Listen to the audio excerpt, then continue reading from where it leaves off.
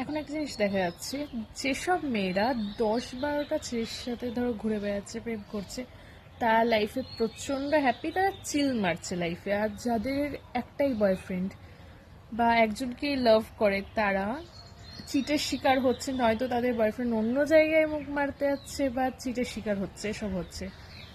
এটা একটা এক্সাম্পল। আর 2 নম্বর, আমি আজকে যেটা ব্যাপারে কথা বলবো, ধরো তোমার বয়ফ্রেন্ড আছে, তুমি তোমার বয়ফ্রেন্ডকে বললা কোনো একটা ঝামেলার পর, okay let's breakup, and suddenly তোমার বয়ফ্রেন্ড বললো, okay sure, are you sure, and তুমি বললা যে ওকে।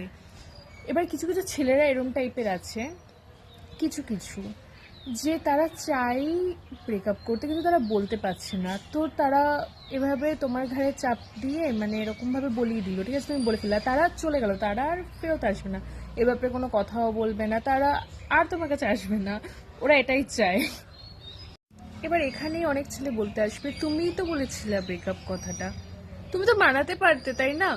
মানাবে কি করে, কারণ তারা তো চেয়েছিল এই কথাটা তার মুখ দিয়ে, এর জন্যই তো কষ্ট দিত, যে যাতে সামনে থেকে বলে দেয় যে হ্যাঁ ব্রেকআপ, কারণ তারাও তো অন্য জায়গায় সমাজনে ওয়ালে সমাজ গায়ে। তো এই দুটো জিনিসের ব্যাপারে কথা বলতাম, যেটা এখন অ্যাকচুয়ালি হচ্ছে আর দেখা যাচ্ছে।